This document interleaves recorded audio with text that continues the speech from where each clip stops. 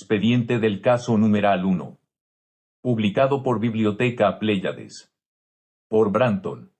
D. Los reptilianos, el vínculo histórico de la humanidad con la raza serpiente. Por Joe Lewels, Ph.D.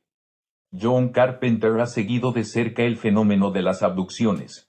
Es el director de investigación de abducciones de Mutual UFO Network, MUFON, una de las organizaciones más grandes y creíbles dedicadas al estudio científico de los ovnis y las abducciones. Carpenter tiene una maestría en trabajo social y es un hipnoterapeuta altamente calificado que trabaja como trabajador social psiquiátrico en Springfield, Missouri. Desde finales de la década de 1980, ha trabajado con más de 100 abducidos y recopiló información sobre cientos de otros.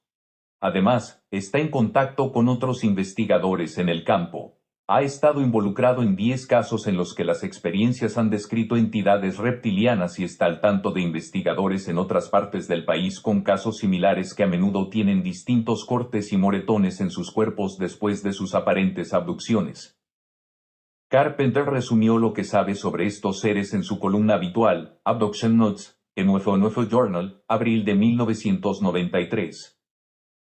Por lo general, se informa que estas criaturas reptiles miden entre 6 y 7 pies de alto, están erguidas, con escamas parecidas a las de un lagarto, de color verdoso a marrón y con manos palmeadas de 4 dedos en forma de garras. Se dice que sus rostros son un cruce entre un humano y una serpiente, con una cresta central que desciende desde la parte superior de la cabeza hasta el hocico. A su apariencia de serpiente se suman sus ojos que tienen hendiduras verticales en las pupilas y iris dorados. Quizás la parte más aterradora y controvertida de estas historias son las afirmaciones de que ocasionalmente se informa que las criaturas tienen relaciones sexuales con abducidos. Expediente del caso numeral 2. D. Nuestro planeta encantado. Por John Akil, 1968. Facet Publications, Greenwich, Connecticut.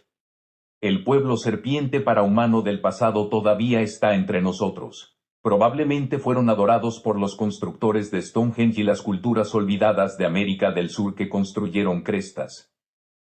En algunas partes del mundo, el pueblo serpiente se hizo pasar exitosamente por dioses e imitaron las técnicas de la superinteligencia. Esto condujo a la formación de religiones paganas centradas en sacrificios humanos. El conflicto, en lo que respecta al hombre mismo, se convirtió en un conflicto de religiones y razas. Civilizaciones enteras basadas en la adoración de estos dioses falsos surgieron y cayeron en Asia, África y América del Sur. Se había elegido el campo de batalla y se había decidido el modo de conflicto. La raza humana proporcionaría los peones. El modo de control era complicado como siempre. Los seres humanos estaban en gran medida libres de control directo. Cada individuo tenía que comprometerse conscientemente con una de las fuerzas oponentes. La batalla principal fue por lo que se conocería como el alma humana. Una vez que un individuo se había comprometido, habría una puerta para que algo indefinible pudiera entrar en su cuerpo y ejercer cierto control sobre su mente subconsciente. El pueblo serpiente o grupo Omega atacó al hombre de varias maneras, tratando de librar al planeta de él. Pero la superinteligencia aún pudo vigilar al hombre. Dios elaboró nuevas formas de comunicación y control, siempre en conflicto con el pueblo serpiente. Expediente del caso numeral 3. D. Encuentros curiosos. Por Loren Coleman, Faber y Faber, Boston, Mass. 1985, páginas 70-76. Una historia clásica de Bigfoot, discutida con cierto detalle en Mysterious America, a saber, el avistamiento de Wetzel, Riverside, California, el 8 de noviembre de 1958, se adapta claramente al modo reptiliano mejor que al antropoide. Wetzel describió, como recordarán, que la cosa de ojos fluorescentes tenía una boca protuberante y un cuerpo cubierto con escamas, que parecían hojas. La cosa de Wetzel surgió del sotobosque del río Santa Ana. La conexión con el agua es un tema importante en todos estos relatos, por lo que no es tan sorprendente que el siguiente enigma provenga del archivo del monstruo del lago. Caminando por la costa oeste, el siguiente informe se refiere a un monstruo que en realidad parece haber salido del guardarropa de la película Black Lagoon. El lago Tethys está cerca de Cottonwood, Columbia Británica, no lejos de Victoria, Cadborough Bay, frente a Victoria y la isla de Vancouver, y es bien conocido por el monstruo marino perenne, Cadborosaurus. Por lo tanto, es comprensible que la prensa agrupe a una nueva criatura en el vecindario bajo el mismo tipo de fachada. Pero el monstruo Tethys parece ser algo completamente diferente. El 19 de agosto de 1972, Gordon Pike y Robin Llewellyn dijeron que un animal de 5 pies de altura apareció en la superficie del lago Tethys y los persiguió desde la playa. Llewellyn fue cortado en la mano con 6 puntas afiladas encima de la cabeza del monstruo. Un oficial de la Real Policía Montada de Canadá fue citado en ese momento diciendo: «Los muchachos parecen sinceros, y hasta que determinemos lo contrario, no tenemos otra alternativa que continuar nuestra investigación». El miércoles siguiente por la tarde, 23 de agosto, se volvió a encontrar al monstruo de Tethys. Mike Gold y Russell Van Nuys dijeron que lo vieron alrededor de las 3:30 de la tarde y al otro lado del lago, lejos del área de recreación de su primera aparición. Mike Gold señaló: «Salió del agua y miró a su alrededor. Luego volvió al agua, luego corrimos, todo escamoso, con una punta saliendo de su cabeza y grandes orejas. Era plateado». El relato del monstruo de Tethys suena similar a uno de Saginaw, Michigan, ocurrido en 1937. Un monstruo parecido a un hombre trepó a la orilla de un río, se apoyó en un árbol y luego regresó al río. El pescador que presenció esta aparición sufrió una crisis nerviosa. Este cuento de Saginaw, los informes de huellas de garras y 3 dedos desde Wisconsin hasta Missouri, y otros encuentros supuestamente con Bigfoot o Manimal tal vez deberían reexaminarse a la luz de las criaturas reptilianas de la Laguna Negra. El gran colgajo de Deltox Swamp, Wisconsin, investigado por Ivan T. Sanderson en 1979, por ejemplo, siempre ha estado archivado junto con los informes de Bigfoot. Pero, ¿qué se puede hacer con las huellas de la criatura, como huellas de un hombre de buen tamaño con aletas de natación? Este rasgo es una característica más frecuente en los llamados informes del Bigfoot oriental de lo que podría imaginarse. Por ejemplo, está el caso de la criatura del lago Charles Mill en Mansfield, Ohio. Un humanoide aparentemente sin brazos, de ojos verdes, 7 pies de altura, visto a finales de marzo de 1959 por Michael Lane, Wayne Armstrong y Dennis Patterson, salió del lago y dejó tras de sí huellas que se parecían al calzado usado por los buceadores. La cosa fue vista nuevamente en 1963 y descrita como luminosa y de ojos verdes. Examiné el lugar de estos encuentros y puedo dar testimonio de las afinidades pantanosas del lago Charles Mill, sin duda un buen hogar para una bestia de la Laguna Negra. En 1973, durante el verano, los residentes del área Newton Lafayette de Nueva Jersey describieron un cocodrilo gigante como un hombre que habían visto localmente. Los periodistas escribieron sobre un viejo cuento indio de la región que hablaba de un pez gigante, del tamaño de un hombre, que nunca podría ser capturado. En 1977, el naturalista conservacionista del estado de Nueva York, Alfred Holster, informó que la región sur del estado tenía una criatura escamosa, parecida a un hombre, que aparece al anochecer de las aguas rojas y plagadas de algas para buscar alimento entre las tierras altas cubiertas de helechos y musgo. El historial de Nueva York y Nueva Jersey, sin embargo, no puede compararse con la abrumadora serie de narrativas que surgen de un lugar en los Estados Unidos, el Valle del Río Ohio. Hace más de 20 años, investigando los números anteriores del CRJ Journal de Louisville, Kentucky, descubrí una de esas joyas que me ha mantenido reflexionando sobre su significado durante 2 décadas. El pequeño e interesante artículo apareció en el número del 24 de octubre de 1878. Supuestamente, un hombre salvaje de los bosques fue capturado en Tennessee y luego exhibido en Louisville. La criatura fue descrita como de 6 pies y 5 pulgadas de alto y con ojos el doble de lo normal. Su cuerpo estaba cubierto de escamas. Este artículo ahora tiene algo de sentido. Y luego, casi 100 años después, nuevamente cerca de Louisville, hay más historias de entidades reptilianas. En octubre de 1975, cerca de Milton, Kentucky, Clarence Cable informó que un lagarto gigante vagaba por los bosques cerca de su depósito de chatarra. El autor Peter Gutilla describió a la criatura que Cable sorprendió como de unos 15 pies de largo. Tenía una lengua bífida de un pie de largo y ojos grandes que sobresalían como algo parecido a los de una rana. Era de un blanco opaco con rayas blancas y negras en todo el cuerpo con motas del tamaño de una moneda de 25 centavos encima. Sin embargo, las investigaciones de campo in situ realizadas por Mark A. Hall indicaron que este lagarto gigante corría bípedo, según otros testigos del condado de Trimble, Kentucky.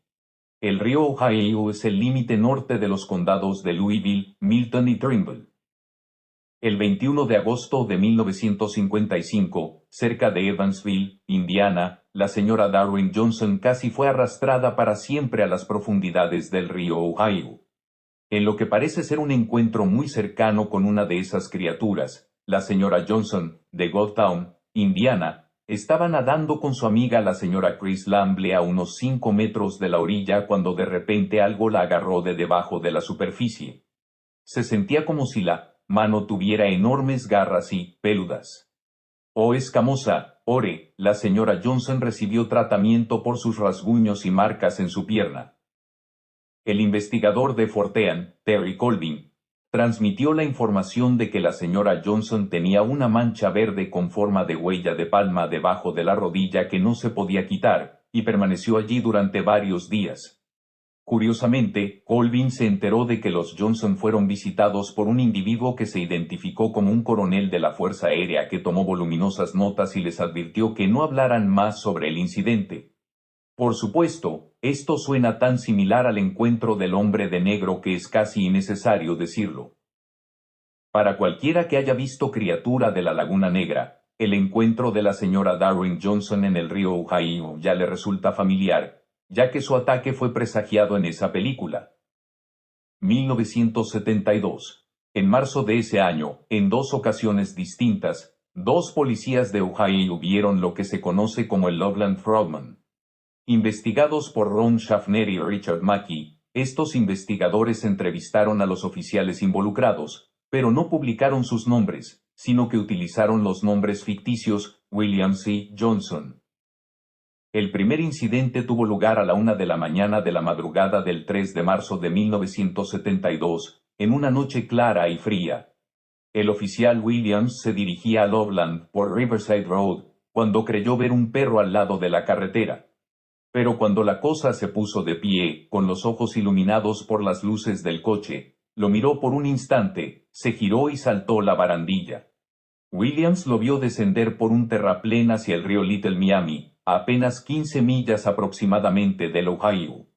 River describió la cosa como que pesaba alrededor de 60 libras, entre 3 y 4 pies de alto, tenía una piel con textura correosa y una cara como una rana o lagarto. Williams fue a la estación de policía y regresó con el oficial Johnson para buscar evidencia de la criatura. Encontraron marcas de raspaduras que bajaban por la ladera de la pequeña colina cerca del río. Aproximadamente el 17 de marzo de 1972, el oficial Johnson conducía fuera de Loveland cuando tuvo una experiencia similar. Al ver un animal tirado en medio de la carretera, se detuvo para retirar lo que pensó que era una criatura muerta. En cambio, cuando el oficial abrió la chirriante puerta de su auto, el animal se puso en cuclillas como un jugador de fútbol. La criatura cojeó hasta la barandilla y levantó su pierna, mientras miraba constantemente a Johnson.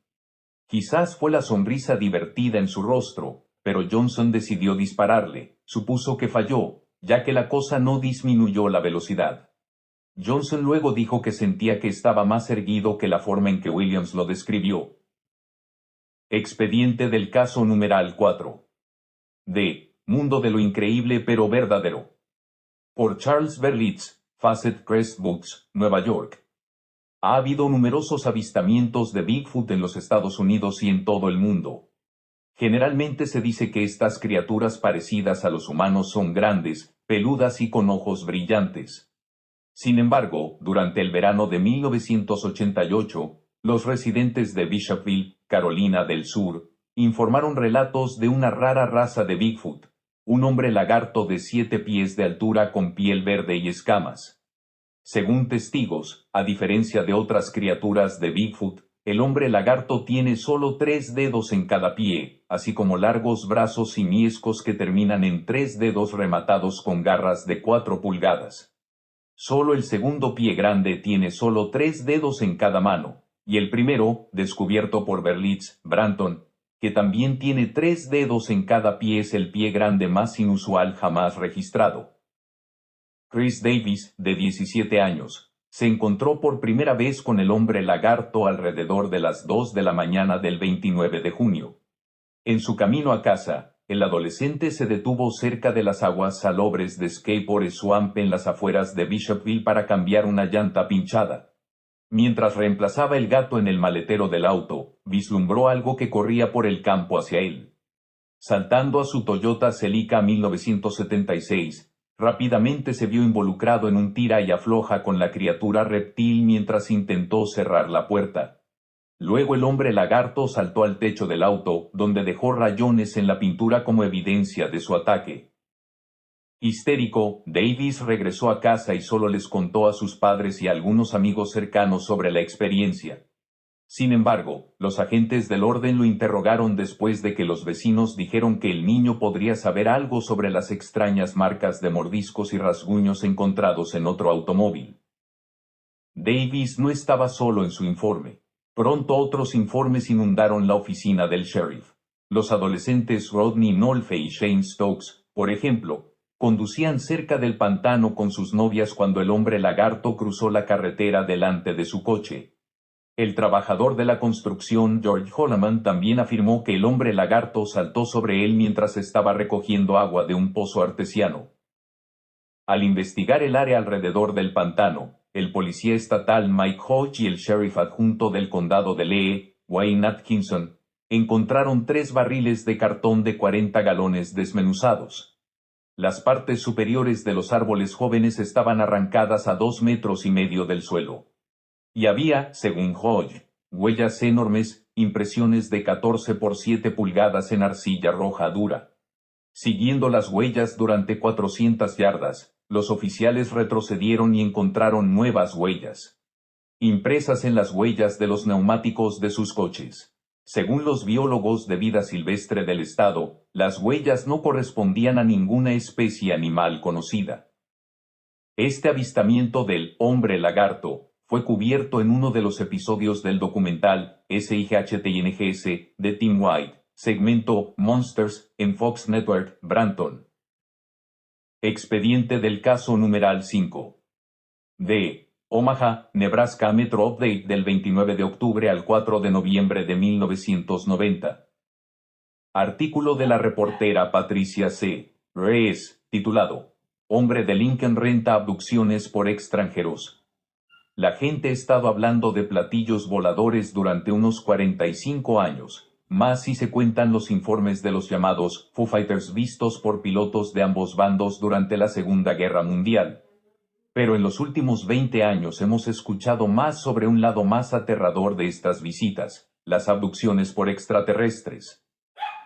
El caso más famoso fue el de Barney y Betty Hill, 2 habitantes de Nueva Inglaterra que regresaban a casa de vacaciones y eran incapaces de explicar una gran cantidad de tiempo perdido. Bajo hipnosis, surgió un relato muy aterrador y detallado de una abducción extraterrestre. Más tarde estuvo Betty Andreessen, quien habló de extraterrestres que la llevaron a través de paredes y puertas cerradas. Luego vino Bob Hopkins, quien hizo un estudio de tales secuestros y relató un caso en Introduced to Incredible Visitation at Seopelio Woods. Luego vinieron los Gulf Breeze Sightings en Florida, y más recientemente los relatos del autor Whitley Strieber sobre sus propios secuestros en sus libros Communion y Transformation. Si bien la mayoría de estas abducciones tuvieron lugar en el este, algunos dicen que las visitas de extraterrestres han estado igual de ocupadas en el Medio Oeste, incluso en Nebraska.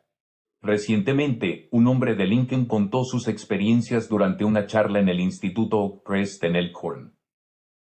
John Foster ha sido ingeniero en Lincoln durante varios años. Lincoln, de hecho, es su ciudad natal y el lugar donde comenzaron sus experiencias de secuestro en 1950.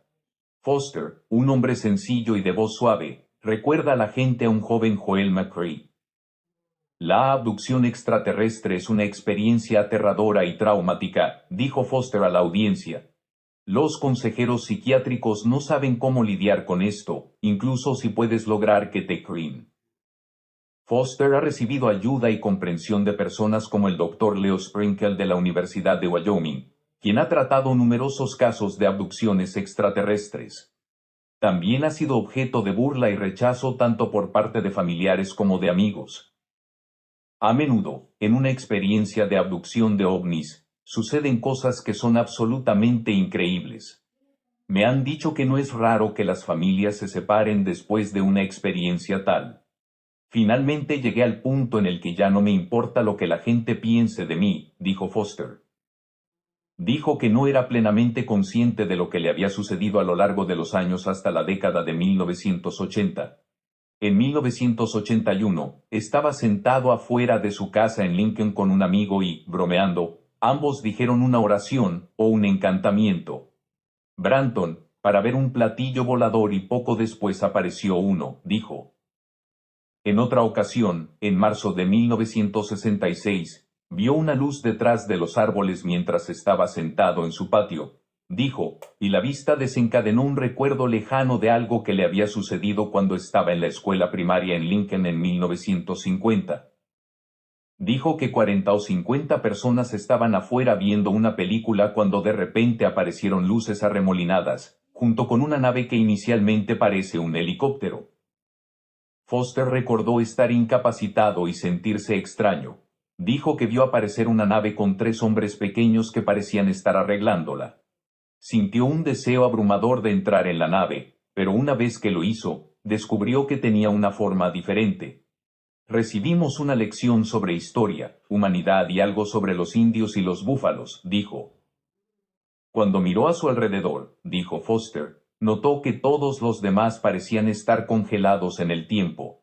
Todos parecían estatuas, dijo, vio a una mujer que le dijo que se había arreglado para que él no quedara traumatizado.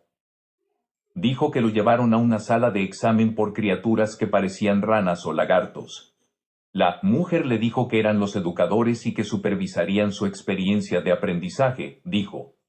Entre otras cosas extrañas, Foster recordó que los hombres lagarto lo animaron a unirse a la logia masónica. Después de que lo examinaron, dijo Foster, lo enviaron de regreso fuera de la nave a la multitud que estaba debajo. La mujer, es decir, el ser que se había arreglado para aparecer como una mujer Branton, le habló casi en un tono de regaño, diciéndole que a partir de entonces sería un buen chico y cuidaría de sus padres, dijo. La mujer parecía saber mucho sobre él, incluido el hecho de que él y algunos amigos habían robado algunas gaseosas y dulces de una tienda al otro lado de la calle, dijo. En octubre de 1986, Foster fue a acampar con su esposa e hijos al parque en Niobrara y tuvo una breve visita que despertó más recuerdos de secuestros anteriores, dijo. A mediados de diciembre recordaba 50 experiencias de secuestro, dijo, y en enero ese número había aumentado a 2.000 y en enero de 1987, había recordado 3.000 secuestros. Foster ha registrado memorias de 50 de los secuestros en detalle, otros 450 en anotaciones breves y muchos otros solo por ubicación, dijo. Hay aproximadamente 2 áreas de los llamados encuentros cercanos, dijo Foster. Estos pueden entrelazarse, pero están los abducidos que parecen ser llevados a bordo de una nave para ser examinados y los contactados que parecen ser contactados durante toda la vida y parecen tener una misión. En junio de 1987, Foster y su hija se reunieron con varios otros contactados y él tuvo la sensación de que los conocía de toda la vida, dijo. Le ayudaron a recordar experiencias de costa a costa y de Canadá a México, dijo. Creo que las experiencias ovni están dirigidas a usted personalmente, dijo Foster, pero hay ocasiones en las que parecen dirigirse a la población en general. Esto es lo que parece ser el caso de los misteriosos círculos de maíz que aparecieron por primera vez en Inglaterra y ahora se pueden ver en Canadá, Estados Unidos y otros lugares. Foster dijo que le sucedieron cosas profundas durante sus abducciones y que el mundo debería saberlas. Le mostró cómo los visitantes pueden manipular la estructura atómica y cambiar cosas directamente a voluntad, dijo, y le dijeron cosas sobre cuestiones científicas a lo largo de los años, solo para verlas descubiertas después. Aunque las entidades que encontró inicialmente parecían reptilianas, dijo, los guías espirituales tenían una apariencia más humana y podían entrar y salir en los niveles más profundos. En el nivel inicial de la experiencia de la abducción hay una especie de emoción, dijo Foster, mientras que en el nivel más profundo, surgen planes de vida y hay interacción con personas que han tenido experiencias similares. Foster dijo que hay 4 testigos que pueden recordar partes de al menos 3 de sus encuentros. Foster dijo que para documentar sus experiencias, hizo varios dibujos y pinturas. Cree haber encontrado al menos 13 tipos diferentes de artesanías. Foster dijo que recuerda secuestros que involucraron a sus amigos cuando eran adolescentes. Una gran cabina telefónica flotante descendería de una niebla oscura, dijo, y una voz aparentemente proveniente de un altavoz los instaría a reunirse en busca de sabiduría y conocimiento eternos. Y algo más sobre los indios y los búfalos, dijo. Nota, fue la promesa de sabiduría eterna el cebo utilizado para atraparlos en la agenda reptiliana.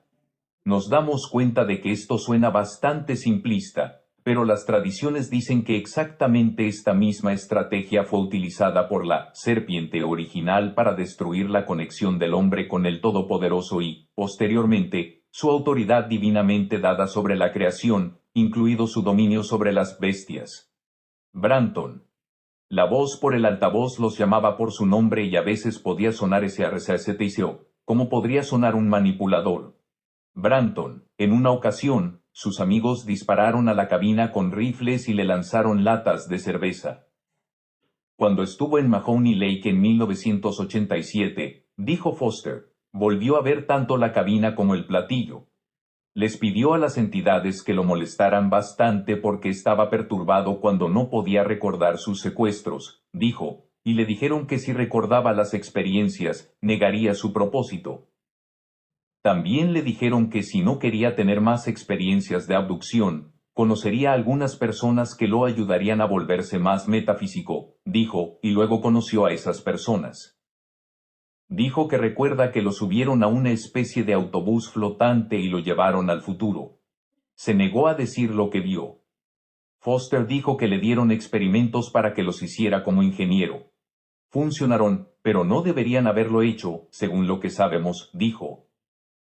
Dijo que los guías le dijeron que estaban preparando a la gente para un momento en el que se llevarían a los elegidos. Me dijeron que despertara a la gente a otras dimensiones y que participara en estos reinos, dijo. O es más bien convencer a la gente de que abran sus mentes a la invasión, controlando fuerzas de estas otras dimensiones. Branton. Expediente del caso numeral 6. De fuente confidencial. La siguiente información nos fue enviada a través de un investigador que está investigando un secuestro continuo de un niño de 9 años, en ese momento, principios de la década de 1990, en el sur de Nevada, posiblemente a niveles subterráneos debajo de esa misma área. Los nombres, direcciones y otros detalles se han eliminado a pedido para proteger las fuentes. Citamos una serie de notas exactamente como nos las enviaron, con nuestro énfasis añadido. 1. Los grises, dice que no usan palabras sino que se comunican a través de él. Muestran su deseo me peletó arrojando la nariz y aprendiendo los labios con un leve se elevó hacia él. 2. Dice que siente que lo están observando donde va. Nota, esta es una observación común hecha por personas que afirman haber sido abducidas a reinos aéreos y o subterráneos. Branton. 3. Así es como se ven para él, se incluyó un dibujo que representa un gris tradicional de constitución algo, Neruda, Branton. 4. Así le parece el uniforme que usan. Dice que la caja en el medio tiene botones parpadeantes de diferentes colores. 5. Este es el gran bote, una especie de isla flotante a la que fue llevado. Nota: algunos aspectos de la abducción sugieren que estaba ubicado en un gran lago o mar subterráneo dentro de una serie de profundas cavernas subterráneas. Branton. Había muchos híbridos en él también. 6. Estos son los híbridos que ve. Dice que están sentados en un gran círculo tomados de la mano. Hay una vela pequeña con una llama muy grande encendida. Dice que no tiene miedo de los híbridos que se mezclan con él y dice que se siente muy pacífico y bien.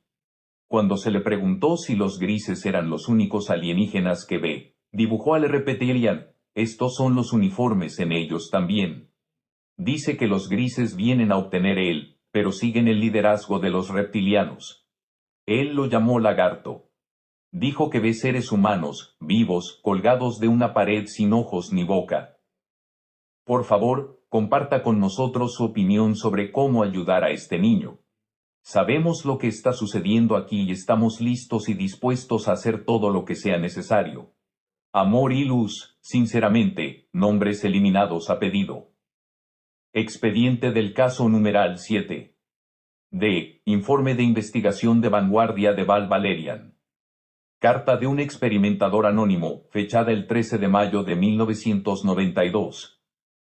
El extraño que ha estado en la casa con su dispositivo de monitoreo desconocido aparentemente no está contento con el hecho de que coloqué un imán cerca del dispositivo de monitoreo. Puse el imán al lado del lugar, y dentro de 24 horas había una sensación generalizada de libertad y alivio en el aire. Mis procesos de pensamiento parecían fluir más fácil y claro. Supongo que se podría decir que había menos tensión en general donde quiera que estuviera. El 7 de mayo, estaba en el estacionamiento para recoger a Sheila del trabajo, alrededor de las 9:30 de la mañana, leyendo un libro. Me invadió una fuerte sensación de quedarme dormido. Mientras lo hacía, soñé que estaba en mi auto leyendo mi libro cuando mi compañero, visitante, abrió la puerta, sino que trajo el dispositivo de monitoreo y lo dejó en el asiento trasero del auto. Luego saltó y cerró la puerta con un golpe que me despertó. Extraño, el periodo de sueño y adormecimiento duró menos de 10 minutos y el sueño es uno de esos raros tipos que uno no olvida. Lo que descubrí que fue particularmente curioso fue que sabía quién era el tipo, qué era el dispositivo y, de hecho, vi el dispositivo lo suficientemente bien como para describirlo. 2 días después falló el sistema de frenos derecho, y ese peso indescriptible parece estar nuevamente en el aire. Ahora, colocaré otro imán en el asiento trasero del auto. Esta persona describió la entidad de la siguiente manera. La cara está algo arrugada y, sin embargo, los ojos como serpiente son oscuros con pupilas verticales. Los ojos son redondos, la nariz es pequeña con hendiduras verticales, las orejas son muy pequeñas y planas contra la cabeza. Símbolo, no lo recuerdo, en el lado izquierdo de la prenda del pecho. La prenda parece un uniforme gris confederado, no queda ajustado, más bien como una chaqueta deportiva. El color de la piel es marrón claro, la cara es expresiva y muestra miedo. El dispositivo era negro sobre un pedestal redondo y parecía ser de metal sólido. Expediente del caso numeral 8. D. Las profecías del hombre Mothman. Por John Akil, página 109. Soy un herpetólogo aficionado y una vez tuve cobras de 3 colmillos en mi apartamento de Nueva York, hasta que mis vecinos preocupados denunciaron a la Junta de Salud. Algunas de las descripciones de las entidades me impresionaron como se parecían a una clase de reptil en lugar de mamíferos humanos. No mencioné la noción de reptil a nadie, pero el 24 de julio, Leah, un supuesto extraterrestre vinculado con los hombres de negro, visitó a Jane, una contactada, y se negó a hablar de nada más que de huevos. Sacó algunos huevos del refrigerador de Jane y succionó el contenido como un reptil. Jane quedó perpleja por esta exhibición y me llamó poco después. Y en las páginas 176 a 177 de la edición de bolsillo de Signet de 1975 de Mothman, en referencia a este mismo contactado, Keel afirma. Mientras tanto, Los amigos fantasmas de Jane la visitaban a diario y le brindaban útilmente información sorprendente sobre mis propias investigaciones secretas. Mi entrevista con los Christiansons de KPMI y los detalles de su visitante, Tiny, que tomaba pastillas, eran entonces conocidos solo por unas pocas personas de confianza como Ivan Sanderson. Pero el 12 de junio, el señor Apol y sus amigos, el ser que se hacía llamar Lia, mencionado anteriormente, aparentemente perteneciente a este mismo grupo, Branton, visitaron a Jane cuando ella estaba sola en su casa y pidió agua para tomar unas pastillas. Entonces le dieron 3 pastillas iguales. Le dijeron que se tomara una en ese momento y que se tomara otra en 2 días. La tercera pastilla, dijeron, era para que ella la analizara y se asegurara de que era inofensiva. Sabían que me la entregaría. A las 2 horas de tomar la primera pastilla bajó con un dolor de cabeza que lo cegaba. Se le inyectaron los ojos y se le afectó la visión del ojo derecho. Preocupación porque tenía los ojos vidriosos y su ojo derecho parecía tener un yeso. La píldora de muestra resultó ser un medicamento sulfa normalmente recetado para infecciones del tracto urinario. El posible significado de las drogas sulfa se hará evidente más adelante en estos expedientes. Expediente del caso numeral 9. D. Robin Collins, fuente del artículo, título incierto. Las antiguas leyendas sumerias, babilónicas, egipcias y griegas se refieren a las deidades, serpientes, que se creía que alguna vez residieron en el inframundo. El jardín del Edén en este contexto adquiere interés y significado adicional, posiblemente de suma importancia. Leyendas prístinas de Australia y las islas del Pacífico ofrecen innumerables referencias a deidades, seres serpientes que antiguamente estaban asociados con el enigma de la creación en el área. El símbolo de la serpiente en espiral se encuentra en todo el Pacífico y está asociado universalmente con el enigma de la creación. Desde los primeros días, el símbolo de la serpiente se puede ver en muchas partes del mundo, pero sin duda la representación más fascinante es un detalle en un papiro mágico egipcio en el Museo Británico que representa una serpiente rodeada por un disco emisor de rayos. La forma más inusual del símbolo de la serpiente es una espiral que representa una serpiente enroscada. Se ha descubierto como petroglifos y otras representaciones pictóricas en Gran Bretaña, Grecia, Malta y Egipto, como diseños de cerámica en Nuevo México, como dibujos terrestres en la meseta de Nazca, Perú y en todas las islas del Pacífico. Las leyendas aborígenes indican que los seres serpientes no estaban por encima de hacer la guerra, y un paralelo idéntico también se menciona en las leyendas hindúes de los nagas, seres serpientes que vinieron de uno de los 7 mundos. Las leyendas aborígenes establecen que los seres serpientes libraron muchas guerras alrededor de Ayers Rock, y los canalones verticales en Ayers Rock dan testimonio de estas guerras. Expediente del caso numeral 10. D. Reptiles venenosos. Por Sherman Hamilton Jr., Charles Sever Sons, Nueva York 1969. En el libro de Minton se hacen las siguientes observaciones. A. Todos los reptiles tienen escamas. B. Todos son de sangre fría. C. Todos ponen huevos. D. Todos los reptiles con extremidades bien desarrolladas tienen dedos en garras. E. Hay lagartos con cuerpos alargados como serpientes, un tipo de Sleis perdido entre los lagartos y las serpientes. F. La evidencia moderna, científica, indica que todas las serpientes modernas alguna vez, en el lejano pasado ancestral, poseyeron extremidades que se atrofiaron por el no uso, tal vez debido a que se convirtieron en criaturas acuáticas o semiacuáticas. G. Los reptiles con extremidades desarrolladas generalmente viven bajo tierra. El libro Reptiles venenosos también afirma lo siguiente. Las cobras, según las leyendas, descienden de los nagas, dioses serpientes de Bharat o la antigua India. Su adoración se remonta a tiempos prehistóricos dravídicos antes de la invasión aria del subcontinente en casi 1600 a.C. El poder de los naga para infligir daño físico desproporcionado o muerte casi instantánea se explica en los Vedas hindúes como un paralelo a la energía de la creación o del fuego.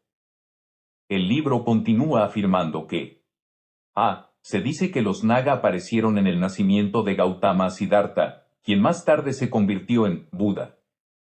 B. El antiguo pozo de Sheshna en Benares, India, es tradicionalmente donde se escribieron los aforismos del yoga de Patanjali, una guía clásica para estudiantes de yoga. Se dice que este pozo es una entrada a una de las guaridas del inframundo de los Naga. Sherman Minton también afirma que el pozo de Sheshna, una supuesta apertura al inframundo reptiliano subterráneo de Patalas, que consta de 7 mundos o niveles de cavernas, se puede ver hoy en Benares, India, y tiene 40 escalones que conducen a una depresión circular hasta una puerta de piedra cubierta de cobras. Se dice que esto conduce a Patala, el inframundo de los reptiles. Expediente del caso numeral 11. D. A orillas de mundo sin fin. Por Andrew Thomas, Souvenir Press, página 160. Incluso en esta era del Jet, todos los hindúes conocen y suelen creer en la leyenda de los Nagas, las serpientes, que viven en extensos palacios subterráneos en los rocosos Himalayas. Se cree que estas criaturas pueden volar en el espacio y que poseen sorprendentes poderes mágicos e inteligencia. No les gustan demasiado los hombres si son curiosos, exploradores o montañeros. Según la tradición sagrada de los hindúes, las profundas cavernas de los Nagas contienen fabulosos tesoros, iluminados por brillantes piedras preciosas. Se sabe que las moradas subterráneas se encuentran en ciertas partes tanto del Himalaya como del Tíbet, particularmente alrededor del lago de los grandes Nagas, el lago Manasarovar. Haga clic en la imagen a la derecha. Andrew Thomas describe sus propios encuentros personales con aquellos que afirmaban tener conocimiento de estas criaturas reptiles subterráneas y viajeros espaciales. En las páginas 166 a 168 afirma: decidí ir al valle de Kulu en la parte occidental del Himalaya para visitar Nagar, donde había vivido Nicholas Roerich.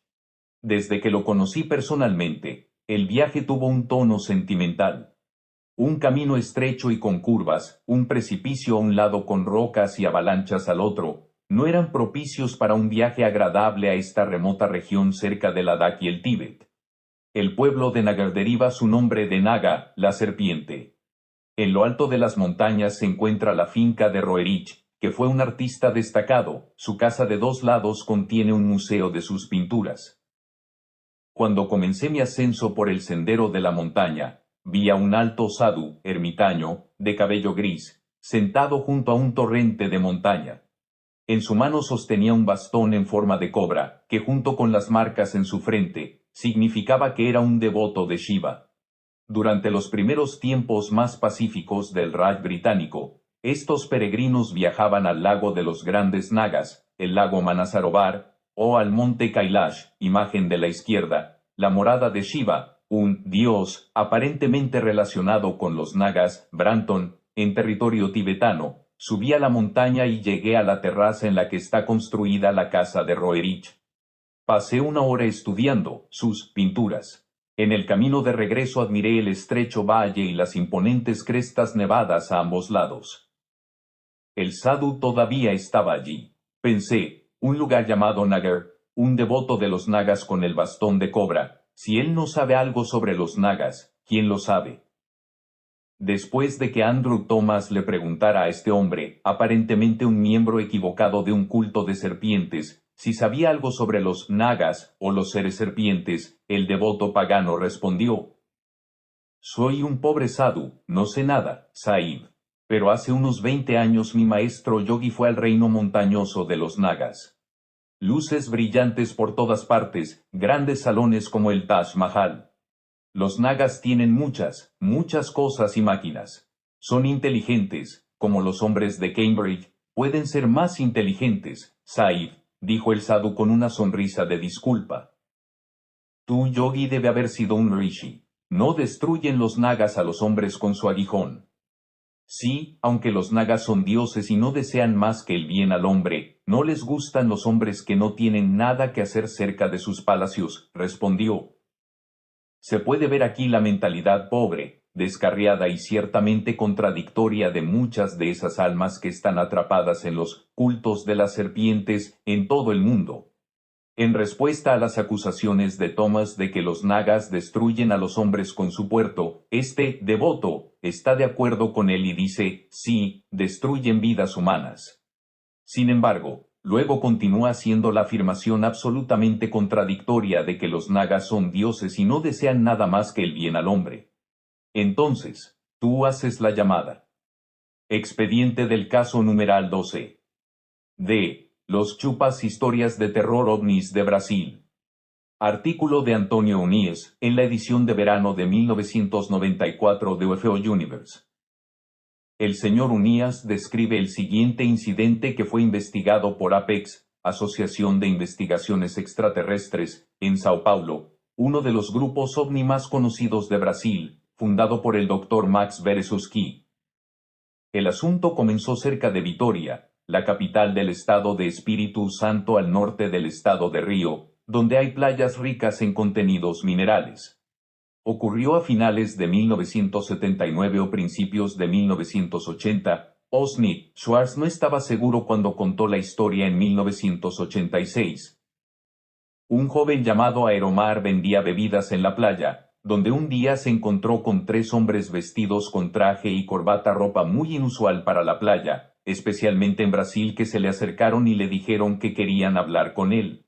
Aeromar se asustó, pensando que tal vez eran policías que querían implicarlo en un caso de drogas, por lo que evitó la playa por unos días. Al regresar a casa después de dejar a su novia una noche, vio un auto con los mismos 3 hombres dentro. Corrió hacia la casa, pero de repente no podía oír bien. Su madre lo llevó al hospital donde no se curó, aunque aproximadamente un mes después de repente volvió a oír bien. Aeromar se mudó a Río y encontró trabajo en una panadería en un turno de 4 a 11 de la noche. Una noche, mientras cruzaba uno de los muchos túneles que unen las bahías de Río, vio a 2 de los MIB caminando en su dirección. El joven corrió en dirección opuesta, solo para encontrar al tercer MIB esperando en una parada de autobús. Escapó y regresó a la panadería, donde le dijo a su jefe que lo perseguía la policía de Vitória. El jefe lo acompañó hasta la comisaría más cercana. Entonces el jefe lo convenció de que tal vez debería mudarse a Sao Paulo, una ciudad más grande donde puede ser más fácil pasar desapercibido. Así que Aeromar se mudó a Sao Paulo. Encontró trabajo en una empresa eléctrica y compartió habitación con otro hombre. También se hizo amigo de un vendedor de bebidas de Vitória que tenía un puesto cerca de una sala de cine. Una noche, mientras estaba allí, un auto se detuvo justo enfrente del puesto y se abrió la puerta. Aunque no quería ir, Aeromar perdió la voluntad y entró en el auto. La puerta se cerró y encontró dentro, como era de esperar, a los 3 mismos hombres a quienes había estado esquivando durante meses. Condujeron un rato, saliendo de la ciudad y entrando en una zona boscosa. El auto se detuvo y todos caminaron hacia un gran ovni rodeado por una especie de anillo luminoso y flotando sobre el suelo. Los hombres caminaron debajo de la nave, que emitió un rayo de luz y de repente estaban dentro. Aún sin fuerza de voluntad, Aeromar caminó hacia una silla y se sentó. De los brazos de la silla aparecieron manijas que aseguraban sus muñecas. Luego una barra de hierro presionó su frente hacia atrás mientras otro aparato sujetaba su cuello. Hasta aquí los hombres siempre estaban vestidos con trajes, pero en este punto se produjo una transformación increíble. Tuvo lugar, la cabeza del MIB se abrió en forma de corazón y la piel se volvió verde y escamada como un reptiliano. Tenga en cuenta que si bien la imagen popular del MIB era muy conocida hace 14 años, la idea de los secuestradores reptiles no estaba entonces de moda como hoy en día. Sea como fuere, los OVNI-nautas procedieron a, vocalmente, Branton, interrogarlo y contarle cosas que iban a sucederle a él y a la Tierra. Para hacer la historia aún más hollywoodiana, una puerta en la habitación se abrió en un momento y Aeromar pudo echar un vistazo a cadáveres humanos colgando de ganchos de sus pies. El hombre naturalmente quedó traumatizado, recordando solo que sus correas estaban aflojadas. Todo quedó en blanco después de eso. El recuerdo consciente de Aeromar lo ubica nuevamente en el teatro, pero varias horas después ya que no había tráfico en las calles. Regresó a su habitación presa del pánico y comenzó a contarle la historia a su compañero de cuarto. Sin embargo, una fuerza extraña empujó su cuerpo, arrojándolo contra la pared frente a él, al recordar que los extraterrestres le habían dicho que no debía hablar de la experiencia o sufriría.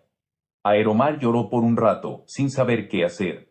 Días después, su amigo se puso en contacto con la cadena de televisión Globo, que estaba trabajando en un documental sobre ovnis.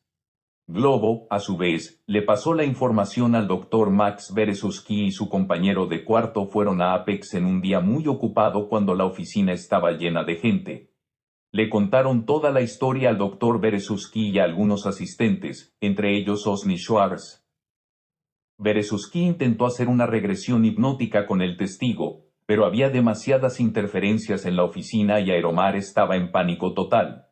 Él decía que lo iban a llevar el jueves siguiente y que un ovni iba a aterrizar en un barrio de Sao Paulo el martes por la noche.